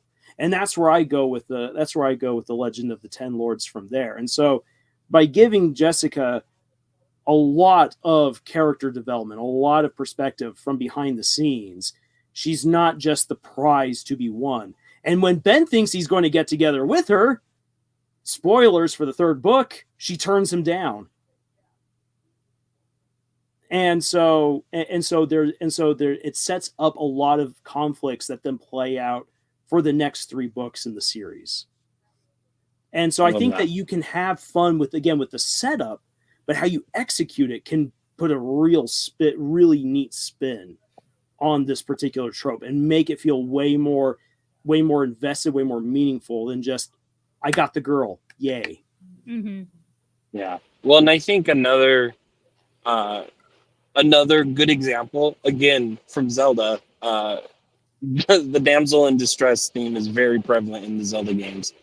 But I think one interesting spin on this is actually from Twilight Princess. And one of these days, I'm going to do a video on Twilight Princess, I promise. There's just too Still many waiting. good things to talk about. And I want to do it justice because Twilight Princess is my favorite game of all time. But I really like how they set up Twilight Princess, because the premise is that, you know, the land of Hyrule is slowly being swallowed by this twilight, and before you even make it to the first dungeon, you actually find Zelda locked away in her tower, and you go and talk to her. So right off the bat, you've already found the damsel in distress, but you find out, yes, she's a damsel, yes, she's in distress, but she's there intentionally, you know, because it's like she fully realizes in her wisdom that surrendering to the enemy, letting them lock her away, is what's best for her people, you know. And so it's like you get there, and video game logic would expect us, okay, we're gonna break you out of here. She's like, no, I want to stay here. You need to get out. You're not supposed to be here. Go save the rest of the kingdom.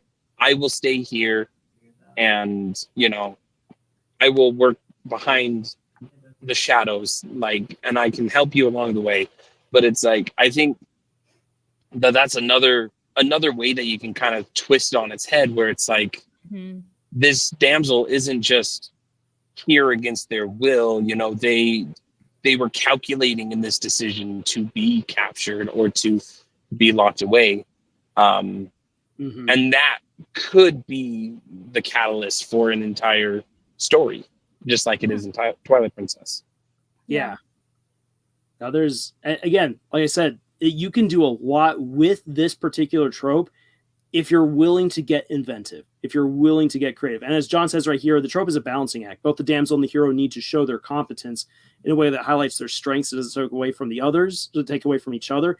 And it also is a balancing act, I would even argue, with the villain, if the villain is prominent within the story. Yeah. Because if the damsel is just within the clutches of the villain, and you don't actually really get to know the villain much, then it makes the damsel look stupid. And that's another problem with the trope, if it's not done competently and creatively, is that this is definitely a trope that does put the damsel in the worst situation from multiple angles. Which is why my last big example is the encounter between Megara and Hercules, because like already in a comedic take on Hercules, like there's already a lot of things about the actual myth of Hercules that's been thrown out the window, because we don't need all of that rated R stuff in a Disney movie. And making the most unbelievable thing, making Zeus a loving husband and father.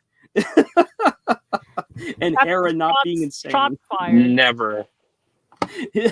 Yeah, shots fired. Zeus is awful. Zeus is the worst in actual mythology, and Hades is the good boy in most cases. Yeah, it depends on the myths, but yeah, it depends. Yeah, it does depend on the myth. He's less bad than the other Greek. Yeah, the kidnapping of Penelope is a little bit not Penelope of Persephone is a little. Ooh. that is a completely different can of worms. Yeah, which actually coming back to Overly Sarcastic Productions, Red did a phenomenal breakdown of the history to that myth. And I was like, holy cow, because there are layers to it as well. And not like the story itself, you can be like, ooh, I don't like this. But the story itself actually covers up unwanted history that the Greeks did not want out there, which is kind of interesting. And so it actually it makes Persephone really like a really interesting character, because basically the Greeks, like, this is crazy. It's almost an allegory for the fact that the Greeks kind of kidnapped Persephone from potentially another culture. Oh, interesting. Because Persephone actually predates Hades as a goddess of the dead of the dead. I vaguely remember having a conversation about an aspect of this. Yeah. So it, like, if anyone wants to check it out, Overly Sarcastic Productions did a fantastic breakdown of Hades and Persephone, addressing both like the uncomfortable as well as the good and the history behind it. And I highly recommend it to anyone who wishes to jump down that rabbit hole, because it's very enlightening to the story. And if you don't like it, then you don't like it, and that's absolutely fine. But it brought a whole lot more meaning to the story of Hades and Persephone for me personally. Interesting. But coming back around to it, so like as John said, like a balancing act. Like Megara is definitely her own character within the movie, and not only is she a damsel in distress with the centaur, she's also in many ways a damsel in distress dealing with Hades, who owns her soul.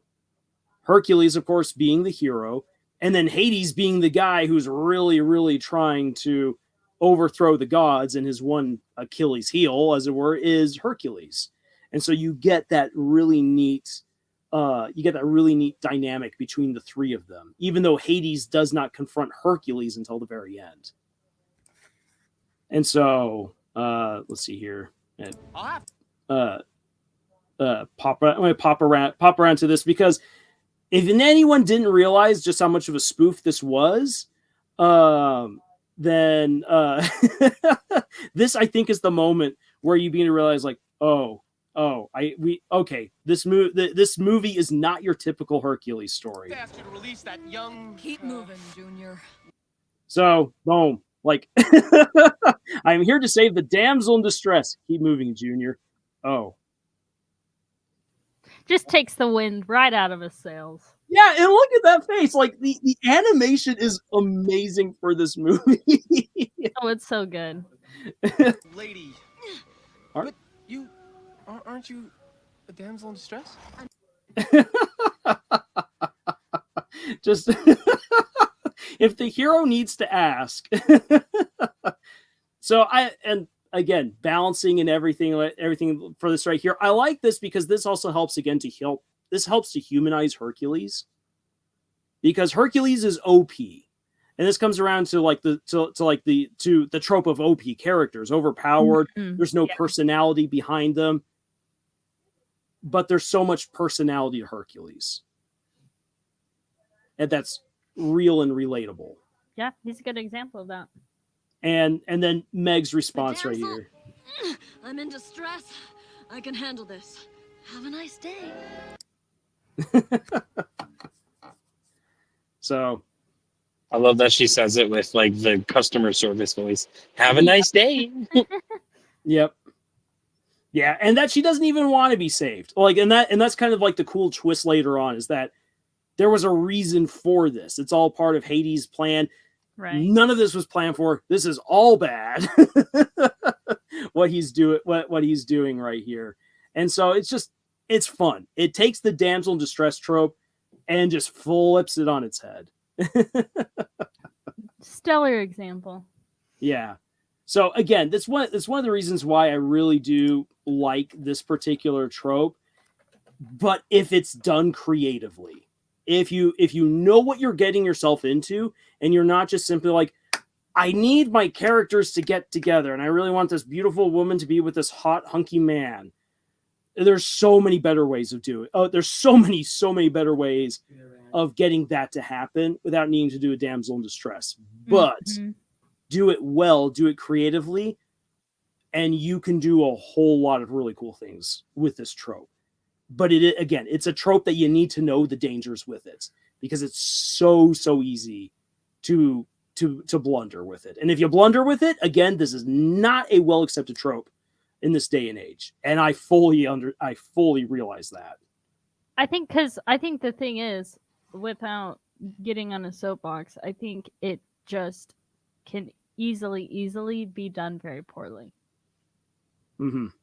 Yeah, absolutely. This is an example of a trope, like a love triangle. If you're going to use it, know what you're getting yourself into and where you could potentially screw up. Yeah, it's a very easy one to be lazy with. Yeah. So if you're going to use a trope that people don't like, yeah, be careful. That's and speaking of which, Deus Ex Machina. Okay, then there is history to this one. There is history to this that I do enjoy.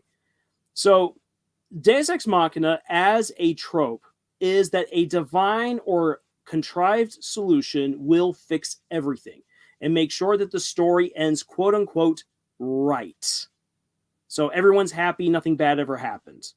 Literally, it is the god of the machine. Deus Ex Machina is actually a theatrical device and trope where the Greeks would introduce a god of whatever kind to be lowered into the theater to then solve all the problems. And once that happens, everything's good and it's dandy. And the ancient Greeks would never question it because the gods are always interfering in people's biz in mythology. So why question when the gods suddenly show up? The problem is that this trope really created a lot of issues, or I should say that it's helped to inspire some issues, where you then say, okay, then I can introduce this thing or this person that is going to solve everything. And when you do that, it erases character choice, it eliminates character progression, and it makes all of the efforts that came in up until that point feel frivolous. Why did we need to do any of it when a machine, an AI program, a god, a magical wand, a bird flying across the sky, whatever, could have fixed everything? Why did we have to go through it? I would argue that there are some times where Deus Ex Machina actually can be written and done well. And my two examples for this are actually in the Iliad and in the Return of the King. Okay. Iliad makes sense. Just go on. Yeah. And for those of you who don't know with the Iliad, like the real Deus Ex Machina kind of moment for the Iliad is Achilles versus Hector, because Hector is just a major killing machine. So too is Achilles, and all of the gods have taken sides up to this point, and Troy will not fall. And so it seems like it's all going to come down to this one epic final fight, which then, as Hector and Achilles are fighting, the gods come in finally one last time. And this is actually the last time that the gods really interfere in the war to conquer Troy.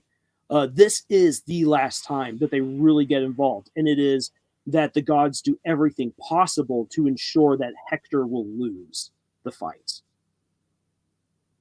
And because Hector loses, that means that Troy's days are numbered, no matter what happens. Right. So, and for the Greeks, this is the story of the Iliad, of the fall of Troy, is the origin story of ancient Greece. That's what the Greeks pointed to. That's our story. So it needs to end right, dang it. So the gods will make it so. You can definitely disagree with the Greeks. I definitely do. But in the Return of the King, there is a Deus Ex Machina moment that most people don't know, that people just kind of gloss over when they read the books, and it's not in the movies. And it is that when the ring is destroyed, Sauron isn't killed. Body is destroyed, but he's still alive. And you get this really epic moment where Sauron's spirit comes out of Mordor, and it's like this huge, hulking, imposing monster. And it looks down at Aragorn, and it's like, if I'm dying, I'm taking you down with me. And it swoops. Sauron swoops down onto the armies of the men to kill them with his own bare hands if he has to. And then God sends a wind and just smacks him across the planet. and Sauron's gone. I do not remember that. Yeah, it's like 2 sentences. Sauron rises up, and everyone's like, "Oh my gosh!" And then God sends a wind and carries him away, and that's it. He can't do anything because God just said, "Yeah, no, you've been defeated. Not today. Take the L." And I like that moment. I like that moment in the book because, especially again, when you're paying attention to how Tolkien writes The Return of the King, Sauron is so dang powerful.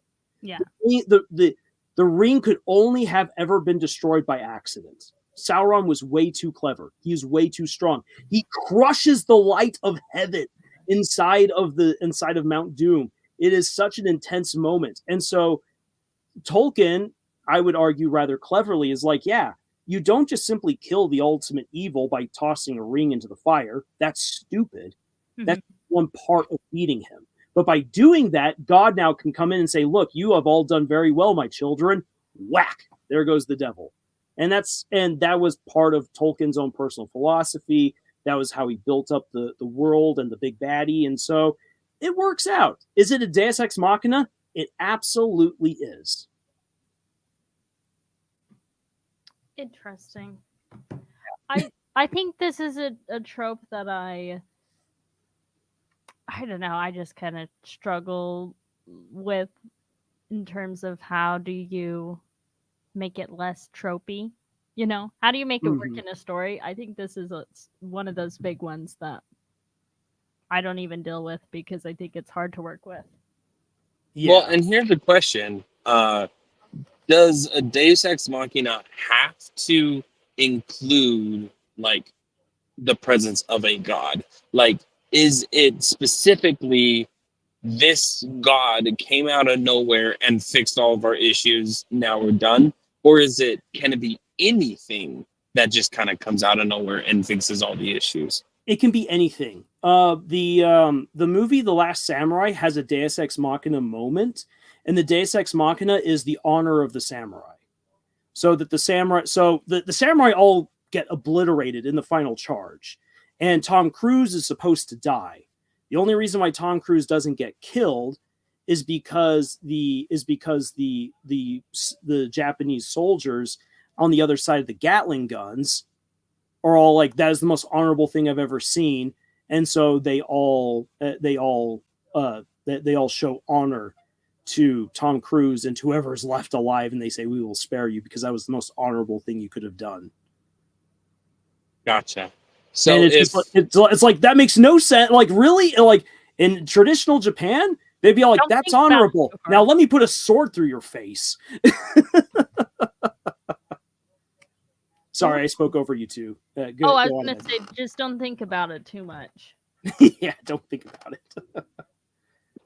So I guess one of my questions is, like, if you have something that, you know, solves the issues of the story that you're facing, like if there is an item or a moment or a character who solves all of the issues, and it is set up in a way where the reader knows about it, whether they, you know, can they fully understand the consequences of this thing being the fixing of the issue.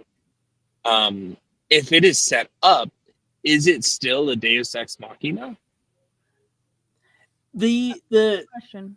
Yeah, that's an excellent question. I think the part of the thing is that we think nowadays of Deus Ex Machina in terms of like that came out of nowhere. And usually that is how Deus Ex Machina is now executed. Usually it's like, where the heck did that come from? For the Greeks, this would have made sense. Yeah. Because it's kind of built into them. But yeah, the problem, it's just, if you properly set up how everything is supposed to be solved thanks to one person or one thing or one item or a god, then it works for the audience ish. Like, I'm going to put it like that ish because, for instance, John right here says that The Last Samurai makes him cry real hard, which thank you for being open and honest with us, John. Like it is an emotional ending, but it's one of those things where, as Camille said, if you stop to think about it, you're like, but wait, why? Yeah. Or right here in The Amazing Spider-Man 2, things are happening all over the place because the plot demands that it happen exactly this way. Gravity ensures that that Gwen will die no matter what. It's like, and that's part of it being in a contrivance. It's not just like a divine thing or this item or person, but it's a contrivance to make sure that the story ends right, quote unquote. Perfect the story ends word. the way it's supposed to. Yeah, contrivance is like such a good way of putting it. Mm-hmm. And Anthony puts it really well right here. Usually it results in retcons. Yeah. Yeah. Oh my gosh, which movie? There's a Nicolas. This immediately reminds me of a Nicolas Cage movie. The one where he can see forward in time. Oh crud. I know. I know. I don't remember what it's titled, but I feel like I know which one you're talking about. Yeah, that has the worst Deus Ex Machina of all time. Like, it works. It's set up in the story, but it's so frustrating where you find out that everything has been a vision, and that thanks to his vision, he can now solve all the problems. And it's just like, come on. No. Is it knowing? Maybe it's knowing. I think so. That sounds right to me, but I could be wrong. Let me quickly put this up here. Nicolas Cage knowing movie. I don't think it's actually knowing. No, it's not knowing. He has so many movies. Yeah. Oh my gosh. Let's hear Nicolas Cage movie with visions. Next. That's the name of the movie. It's Next. Oh. That checks out. Next. Here's the thing. I enjoyed watching Next until I got to the end. And then I was like, no! Oh, come on. Yeah, I haven't seen that one. Yeah, Art's got right there. It's called Next. Yep, Next. Yeah. Oh boy. Yeah, Deus Ex Machina is just weird because it's a toughie. It's a toughie, and this is a trope that definitely aged out. Yeah, I don't like even again, like for the Iliad, it makes sense for the Iliad because that's ancient Greece, for crying out loud. This comes right out of the time period of the OG Deus Ex Machina. Right. And for Return of the King, it works in a way because it's not like God doesn't come and fix all the problems for Frodo and friends. They have to go through everything, and their reward is that that Sauron is not allowed to kill them. Yeah. Because they did everything they were supposed to do, and God then comes in and smacks Sauron across the planet. So like in that sense, it works. When I put it into that context, it sounds super cheesy. I recommend reading The Return of the King, and then it actually sounds like, then it reads really cool and it makes sense. Yeah, yeah. In the context, yeah, it works. Yeah. Yeah, but in most cases, like as Nate says, if you set it up, then you can make it work out. So like, let's say for instance, let's say that you have a disaster movie where there's a huge plague going around, whether it be a zombie plague or the bubonic plague or what have you, and you have someone who's been working on a miracle cure and then they manage to produce it and then everyone is saved. That's a Deus Ex Machina, but it works. It works for the story.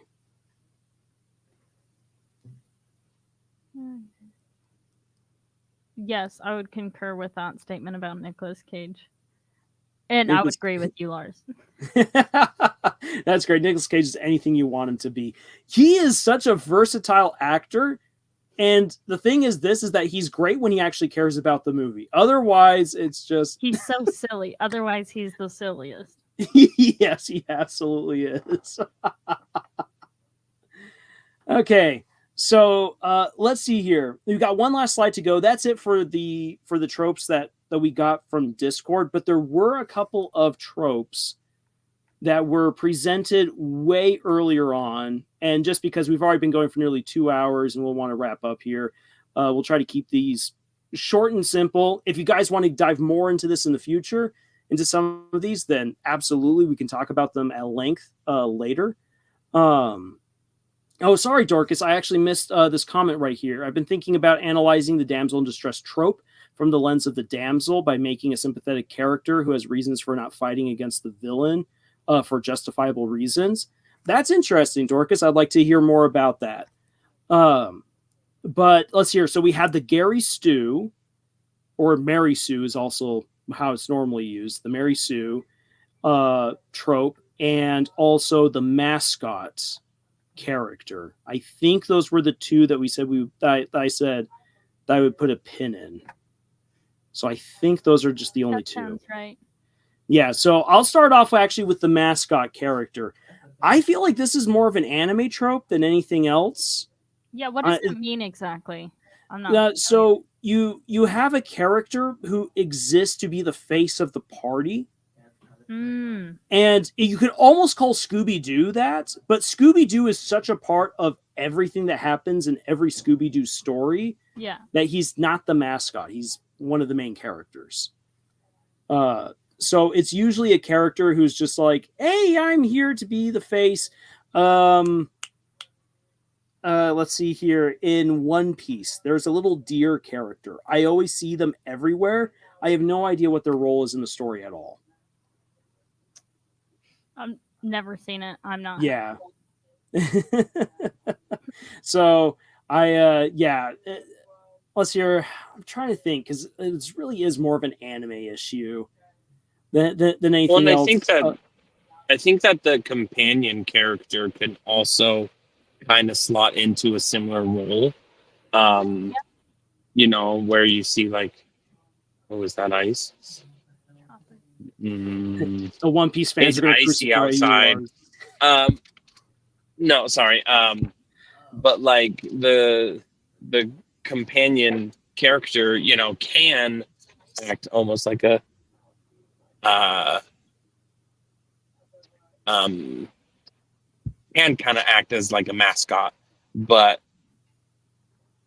I think what really sets them apart, and maybe the mascot character also in the same place, you know, where it's like you can have a companion character that is really just there to be the face of the show or the story or the whatever it is. Or you can have that be an integral part where that character has, like, they're not just sitting around, you know, looking pretty. They're actually contributing to the story. They are active in the story. They, you know, are moving the plot along. They have their own agendas within the story, their own, you know, stakes and needs and wants. And so I think that is how you can do a character that is either a mascot or a companion. And a great example of a companion, since I've been on a Zelda kick, which I'm always on a Zelda kick, so that's not a big surprise. Yeah, Grind never Midna stops. is probably one of the best written companion characters I've ever seen from Twilight Princess. So because she has all her own motivations, all her own agendas, like she has all these things, and yeah, she's tagging along for the adventure, but she has plans. She has ulterior motives why she's doing things. And at first, it just kind of seems like she's doing this all just to mess with you and to be a little turd sometimes. But you come to find out that there's so much depth behind her character because of all of these things that are happening around her. And so she becomes such a fully fleshed out character, even though she is still the companion to the protagonist. That's good right there. And I looked up more specifically a mascot character trope, and it's basically that one character will become basically the face and the defining character that everyone thinks about. Not necessarily that that's a bad thing, but that's just like what they become. And so like Midna is definitely really good. We got the hot take that Zelda is the mascot character. Right here. Fair enough. From Mimic. I think that I'd agree. It depends on the game. Yeah. 100%. Yeah. Yeah, definitely depends on the game right there. Chopper, he's the ship's doctor. Thank you, I'm Omega, for correcting me right there. Arts puts out that Mickey Mouse is definitely the mascot character for Disney. 100%. Yep. I could see Link being the technical mascot character because he's the face on almost. Actually, he is the face on every game. That's true. He's like what you Mhm. think of when you think of the game. Yeah, he's in more games than Zelda is. Right. Mm-hmm. And I'll throw this out as an example of like a character who I think arguably became a mascot character, despite the fact that he's not a main character, is Adolin from the Stormlight Archive. Like most people who read the books will immediately think of like Kaladin and Dalinar and Shallan, but like so much fan art and so many people immediately jump to Adolin because he's such a dynamic and fun character. They're like, can we just have this guy as the main lead, please? He's just like, because he's so positive. And then when he does become a main character in the fourth book, like really central, you're like, you're such a good boy. Thank you, Adolin. He is a good boy. Like, we needed this. We needed this. Yeah, so mascot characters aren't necessarily actually really a bad thing. It's just that they become the face of the story. And I think that like there is a way that you could make that become negative. But let's focus on the positives right here. Yeah. I don't think it's really a bad thing at the end of the day. What was the other trope? I've already forgotten.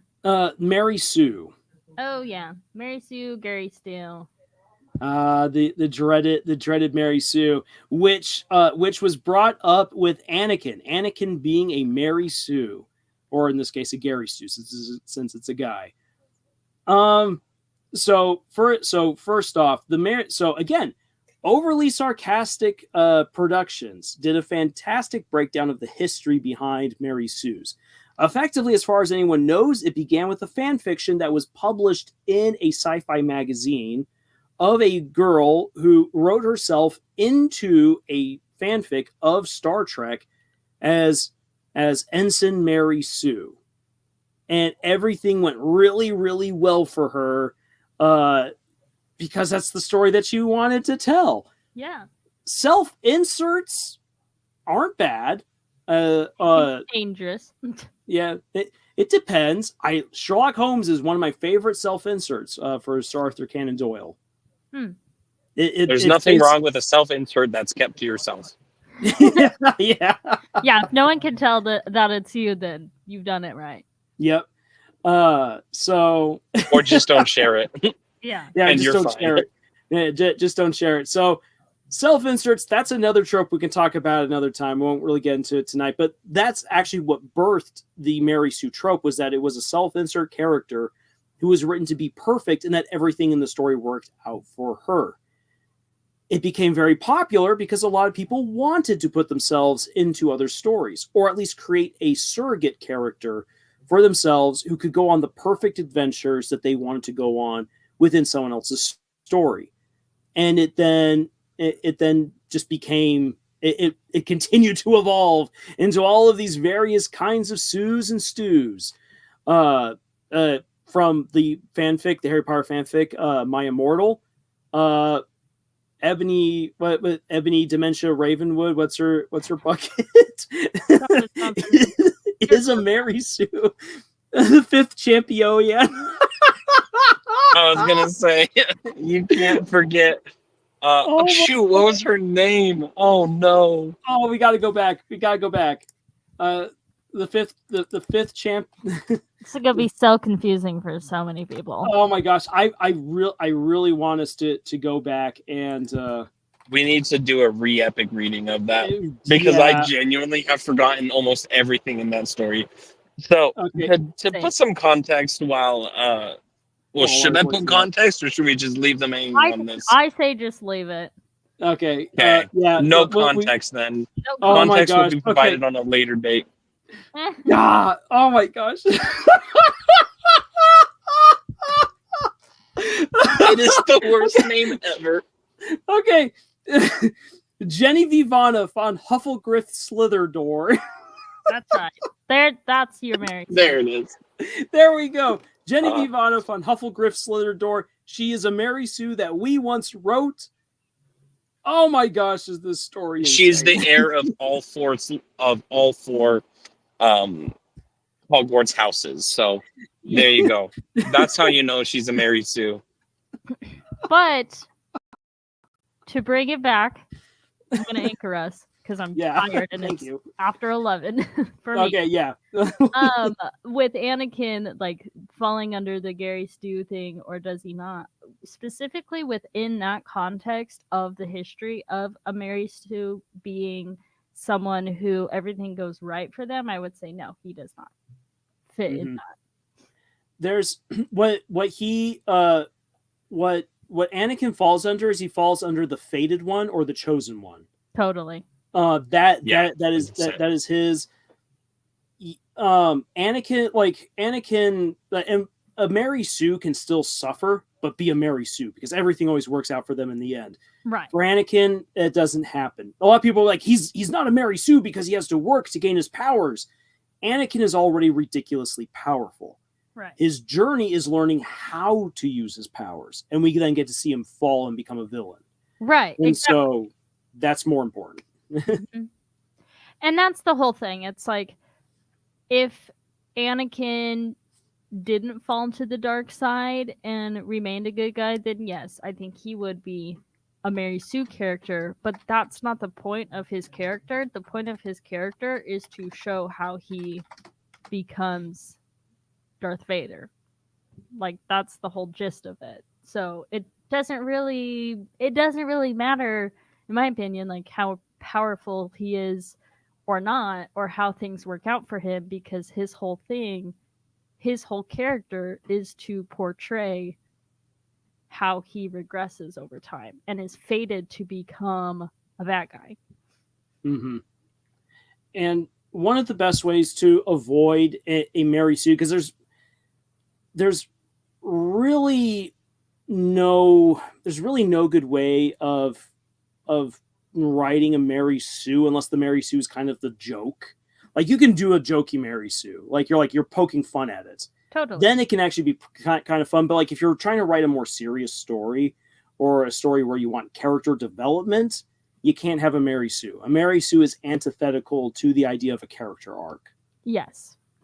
And it becomes really easy to tell when a character does fall under that when you're trying to tell a serious story. People can recognize it. They don't like it. Mm-hmm. Yeah, and I think a Mary Sue can work in a story, like you said, in a more of a like parody sense of the word. One great example is actually there's an anime and light novel series. Tanya the Evil, where the villain name is literally Mary Sue, and she is the one doing all of the antagonizing for the protagonist. And in a sense, like she technically would be the hero of the story, but the story is told from the villain's point of view. And so in this sense, she's actually the antagonist, even though she's technically the hero. But that is what makes that story so interesting, because it is told from the other point of view. And so I think being aware that it would be a parody of that, and then building upon that is an option for it. But as a main character, the Mary Sue just is very hard to pull off.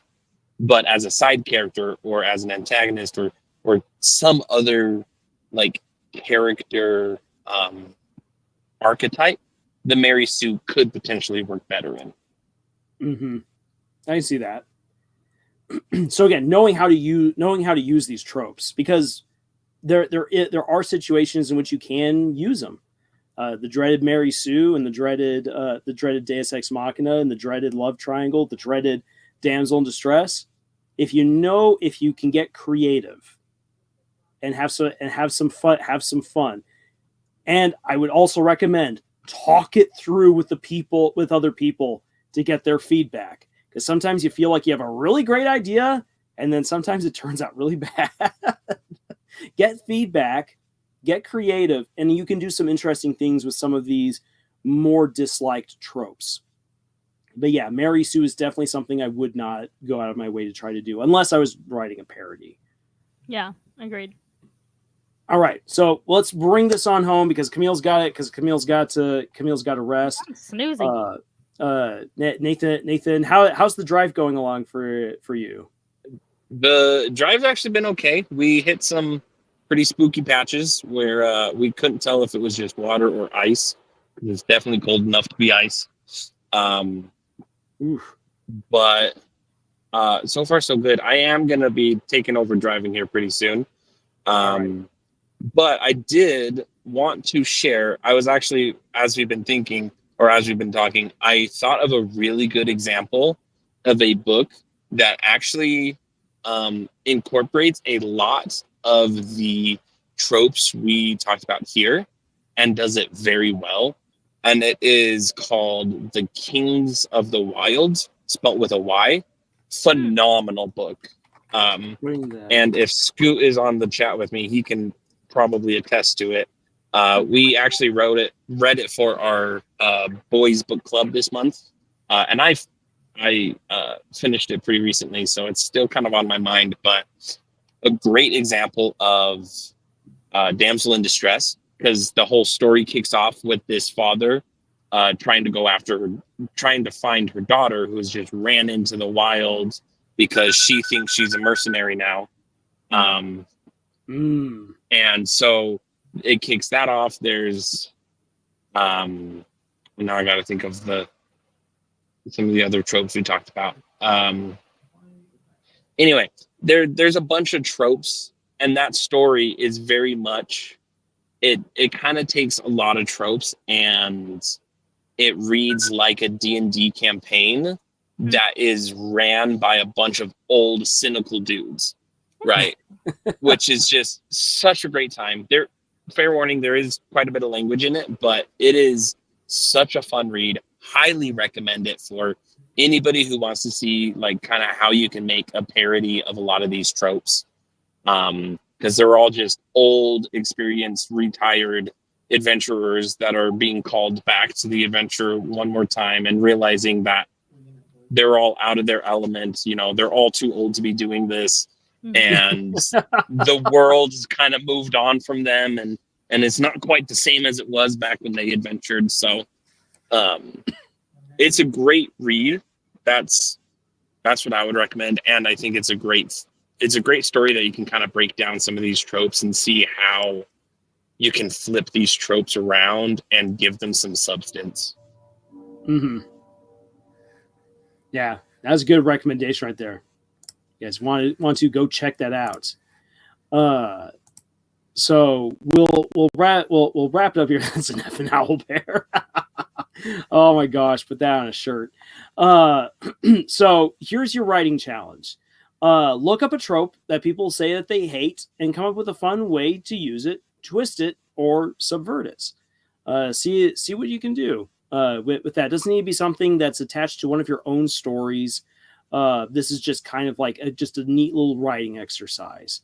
Because again, coming back to at the beginning of the stream, people kind of have these weird notions about tropes, some fears about tropes, misunderstandings about tropes. So have a little bit of fun. Like, it doesn't need to be something that you put into your own story at all, but rather just a good writing exercise to get yourself acquainted with a trope. Sometimes it's really good to have a look at a trope that people really hate and then just see what you can do interestingly or different with it. And maybe it will help to solidify why people hate it so much. Or maybe you can do something fresh with it. Do a little bit of cooking. And I think that you can then do something really neat with that. So if you'd like, also then post whatever you write in the comments for this particular video. And we look forward to reading that. So let's see here. Anything that you guys would like to say as we then wrap up? Not particularly. I think just going back to the cooking analogy that you gave there, tropes are, just to summarize, tropes are the ingredients and what makes the ingredients taste good is how they are prepared. And so every story is a different culmination of 100 different tropes that are all prepared in a different way to make it unique. There's the saying that everything is a remix. And so go out there and make us a nice remix. Yeah. Say show that you can take a lasagna and make it into a tossed salad. I would be impressed. As long as it's cold, because nobody really likes wilty hot lettuce. Ugh. No.